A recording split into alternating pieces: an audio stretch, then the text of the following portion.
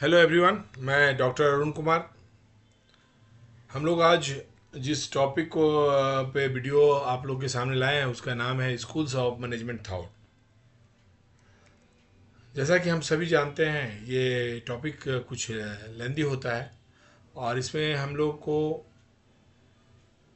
इसे कम से कम 4 या 5 वीडियो बनाने होंगे, तब जाके हम ये कवर कर पाएंगे। शुरू का वीडियो हम लोगों ने प्री क्लासिकल मैनेजमेंट थॉट्स के ऊपर हम लोगों ने कवर करना है। और pre classical management thought revolution के पहले, इंडस्ट्रियल रिवोल्यूशन के पहले के कालखंड को बोलते हैं, मतलब बिफोर 1880 हंड्रेड्स के पहले की जो भी कालखंड है उसको हम लोग बोलते हैं। जैसा कि हम लोग सभी जानते हैं the practice of management is as old as the human race. ये हमारे उत्थान के साथ चला आ रहा है और इसके बहुत से उदाहरण हमें मिलते हैं धरती पे। जैसे अगर आप पिरामिड देखें, इजिप्ट में गाजा का पिरामिड, जो कि अगर कार्बन टेस्टिंग के बाद पता चला वो 2900 बीसी के का बना हुआ है। मतलब बिफोर क्राइस्ट ये 2900 ईयर्स पहले बना था और इसमें 1 लाख 1 लाख ओवर 1 लाख लेबर का उपयोग हुआ, यूटिलाइजेशन हुआ और 20 ईयर्स में ये बनकर खड़ा हुआ। ये इतना भव्य है, इतना बड़ा है, इतना विशाल है कि इसकी हाइट 137 किलोमीटर, सॉरी 137 मीटर आज मिलता है। लेकिन ऐसा अनुमान है कि 90 मीटर की जो इसकी टॉप के जो सिरा थे, हिस्से थे, पार्ट थे, वो एनी हाउ गिर गया और धूल में मिल गया। तो सोचिए इतने बड़े कार्य को करने के लिए जो व्यवस्था की जरूरत पड़ती है और जितनी बड़ी प्लानिंग लगी होगी, जो इसके एग्जीक्यूशन में जो 1 लाख मिनिमम लेबर थे, उनको हैंडल करना कितना ये डिफ़िकल्ट टास्क रहा होगा, या बहुत ही उम्दा उनकी व्यवस्था रही होगी, और जिसे हम practice of management of at that era भी बोल सकते हैं। ये पिरामिड है। इसके बाद आप देखें जिगरत, मेसोपोटामिया में जो मंदिरें बनती थी वो भी सीढ़ीनुमा होती थी, बहुत विशाल होती थी वो। और मेसोपोटामिया का जो सिविलाइजेशन था वो 2200 से 500 बीसी तक वहाँ एग्जिस्ट करता है। और ऐसा हमें कार्बन टेस्टिंग से पता चलता है। और उसी तरह से अगर आप देखें तो the great wall of China है, ये 21,196.18 किलोमीटर लंबा है। और इसको बनाने में जितने मटेरियल्स लगे होंगे, इसकी हाइट लगभग में 7.8 मीटर है, चौड़ाई इसका 6 मीटर के आसपास, जिसमें 6 घोड़े एक साथ आराम से दौड़ सकते थे। ये सभी ये बताते हैं कि बिना पुरस्कृत और बहुत ही डेवलप मैनेजमेंट प्रैक्टिसेस रहे होंगे जिसको उन्होंने फॉलो किया और ये बनाने में वो सक्षम हुए। उसी तरह से बहुत, अगर हम वहाँ के राज्य कार्य को देखें, बहुत से एम्पायर ऐसे हैं जो कि जिनका कि इतना ज़्यादा विस्तार था, इतने वो फैले हुए थे कि उनके राज्य में सूरज का अस्त नहीं होता था। ऐसे थे Egyptian, Mesopotamians, Persians, Romans, British empire and Mongolia भी उसमें एक आता है। ये लोग ऐसे थे, इतने बड़े शासन को संभालना, एक सिरा से दूसरे सिरे तक जाना, एक आदमी के साथ कुछ प्रॉब्लम हुआ वो राजा तक आके राजा अपना न्याय कैसे लेता होगा, वहाँ का साधन राजा के राजमहल तक कैसे पहुँचते होंगे, ये सभी जो हम अगर सोचते हैं तो हमें उसका उत्तर में आता है कि एक सुंदर और डेवलपिंग एक व्यवस्था रही होगी। द प्रैक्टिस ऑफ मैनेजमेंट वहाँ टफ रहा होगा क्योंकि रिसोर्सेज उतना नहीं थे, लेकिन वो अपने रूप में उस वक्त के लिए आधुनिकतम रहे होंगे। उसी तरह अगर चर्च का देखें, ईसा मसीह आज से 2100 साल पहले, 24 सेंचुरी इज गोइंग ऑन, पहले उनका जन्म हुआ। और आज चर्च जो कि ईसाई धर्म का वाहक है, उनके द्वारा माध्यम से ईसाई धर्म का प्रचार किया जाता है। Every corner of world you can get it very well.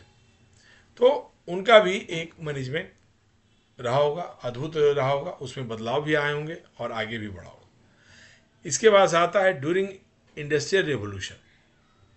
Industrial revolution is nothing but enlightenment and renaissance, change of societal value, human worth and individual knowledge, ability, skill and accomplishment were acknowledged. उस वक्त ये पूर्णतः ये देखा गया, जो development हुआ, पहला था एनलाइटमेंट, लोगों में विजडम बढ़ रही है।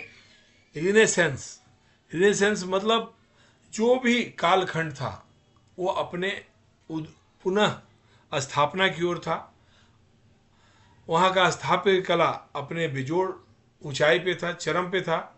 सोशल वैल्यू बढ़ रहे थे, लोगों का पर्सनल वैल्यू बढ़ रहा था, दास प्रथा खत्म हो रहा था, इंडिविजुअल स्किल, एबिलिटी और नॉलेज को भी महत्व मिल रही थी।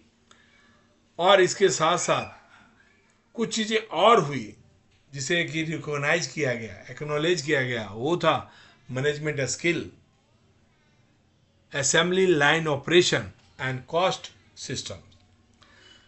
मैनेजमेंट स्किल के बिना जो ये फैक्ट्रीज बनी, ये पॉसिबल नहीं था। फैक्ट्री जो कल्चर आया वो पॉसिबल नहीं था उसको डेवलप और मेंटेन करना। उसी तरह असेंबली लाइन ऑपरेशन, किसी भट्टी को लगाना, उसके कच्चे माल को डिफरेंट डायरेक्शन में रखना, रेडी माल को डिफरेंट डायरेक्शन में रखना ताकि हौच पौच ना हो, ये सिस्टमें डेवलप हुई। और cost effective, how to use maximum use of human and machines utilization, 100%, 102% कैसे यूटिलाइज करें ताकि हमारा प्रॉफिट बढ़े, कॉस्ट इफेक्टिवली इम्पैक्टफुल हो पाए हमारे लिए। जैसा कि हम सभी जानते हैं और अभी तक समझ चुके हैं कि 19वीं सदी के पहले भी प्रैक्टिस ऑफ मैनेजमेंट का अपना एक स्थान था, लेकिन इसको अगर एक मान्यता मिला तो the management is considered as a formal discipline in late 19th century, मतलब ड्यूरिंग द इंडस्ट्रियल रिवोल्यूशन नहीं, जस्ट इंडस्ट्रियल रिवोल्यूशन खत्म होने आ रहा था उस वक्त इसे मान्यता मिली। After the so many assumptions, so many hypotheses, after looking after so many things, after considering so many factors, oh yes, in industry is not running without management. Such type of statements come out from the industry's owners, middleman, labor, etc. In other words, जैसा कि मैं पहले भी बोल चुका हूँ, the practice of management is as old as the human race, but its theory and conceptual framework are of recent origin. It means late 19th century में इसे मान्यता मिलता है, एज ए डिसिप्लिन मिलना शुरू होता है औपचारिक रूप से, तो इसके ऊपर काम लोग शुरू करते हैं, स्कॉलर, थ्योरिस्ट, राइटर्स सभी इस पे काम करते हैं, इसको एक शेप एंड फॉर्मेट और फ्रेम देने की कोशिश करते हैं। That means the most of the contemporary यानी current management thoughts are a 20th century phenomenon.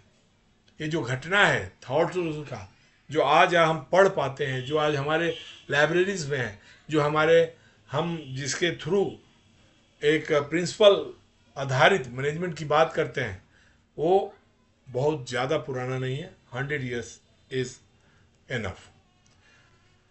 ये हम हिस्ट्री में क्यों जाते हैं, या previous the purpose of study various school of management thought, मतलब मैनेजमेंट के भिन्न भिन्न जो है किसी एक को पकड़ के क्यों नहीं चलते हैं, वो इसके पीछे ये रीजन है, जैसा मैं पहले ही बताया था, so many discipline borrow their principles and tools to in development of management discipline.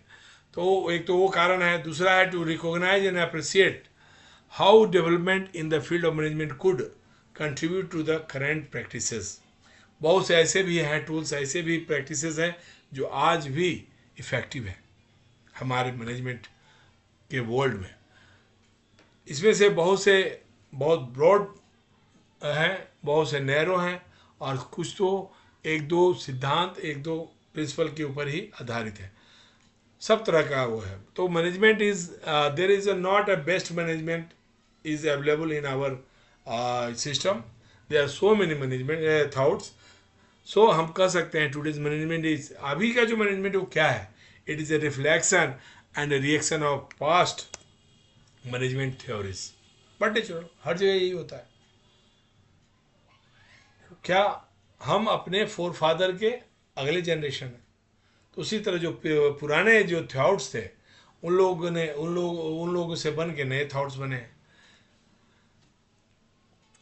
और ये थॉट्स को अगर हम स्टडी करना चाहते हैं तो इसे 4 भागों में हम लोग बांटते हैं, जैसा कि मैं पहले ही बोला था, pre classical management, classical management, new classical management and modern management era. पहला जो है इवोल्यूशन ऑफ मैनेजमेंट थॉट्स में आता है pre classical management era. It is before 1888 का जो भी घटनाक्रम है उसे हम यहाँ पे वो करेंगे, समझने की कोशिश करेंगे। और इसको हम लोग इस तरह से कर सकते हैं, most products were handmade using human labour and basic tools before industrial revolution. It is about India industrial revolution.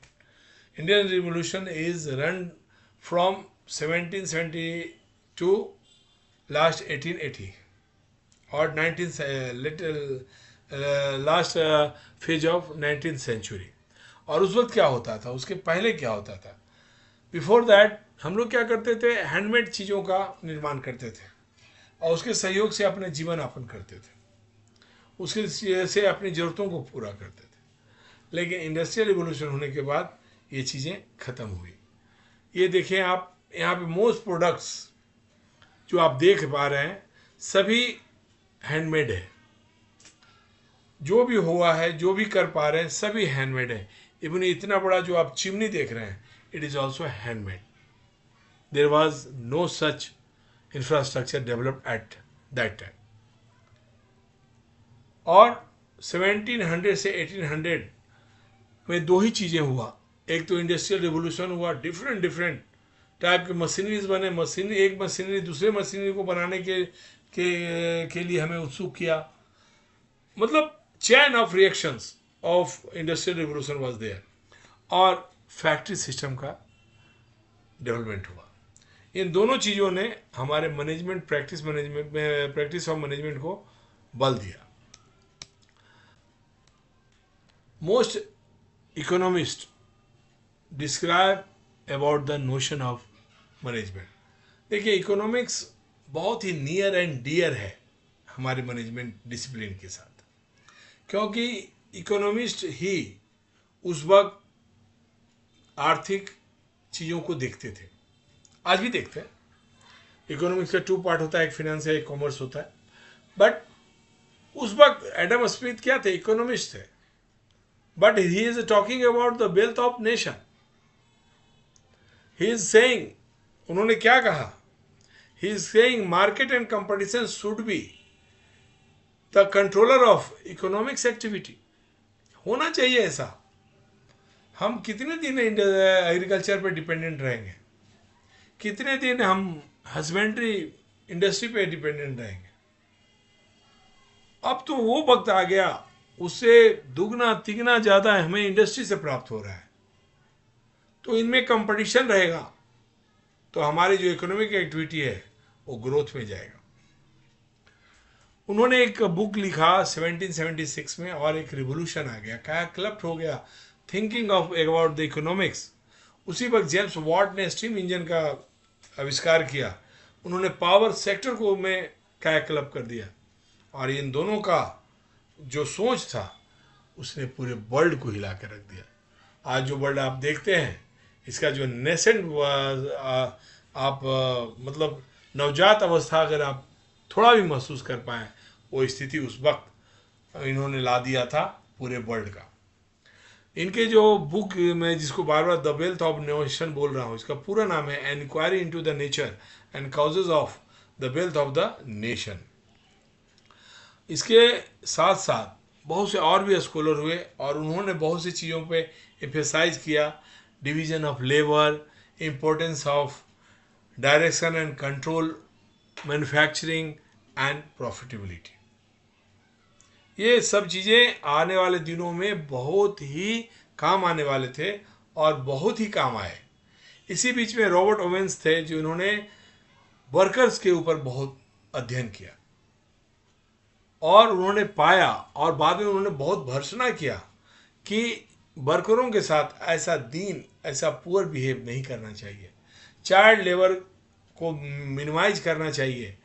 और उन्होंने अपने जो फेलो फैक्ट्री ओनर्स थे उनको उन्होंने चेतावनी दी कि कृपया कर आप जितना अपने अच्छा ट्रीटमेंट आप अपने मशीनरीज के साथ करते हैं उतने ही अच्छे आपको अपने वर्कर्स के साथ करना चाहिए। It was nothing but organisation behaviour. Charles Babbage, इन्होंने ऑपरेशन सर्च पे और मैनेजमेंट साइंस पे दोनों पे अपने थॉट्स दिए। उन्होंने उस पर बहुत ज़्यादा डीप नॉलेज प्राप्त किया और अपने थॉट्स डेवलप किए और वो आज हमारे वो जो थॉट्स हैं आज यूटिलाइज होते हैं ऑपरेशनल एनालिस्ट के द्वारा और कंसल्टेंट एनालिसिस, जो कि मैन्युफैक्चरिंग प्रोसेस में बहुत ज़्यादा काम आता है। इनके अलावा और भी बहुत से थ्योरिस्ट हुए और थॉट डेवलपर्स हुए। उनका नाम था रॉबर्ट ओवेन, जैसा पहले बताया, एंड्रयू यूरे, चार्ल्स डुपिन, हेनरी रॉबिन्सन टोवेन। आज के लिए अभी इतना ही, धन्यवाद। हम इसे कंटिन्यू रखेंगे जैसा कि मैं पहले ही बता चुका हूँ। Thank you.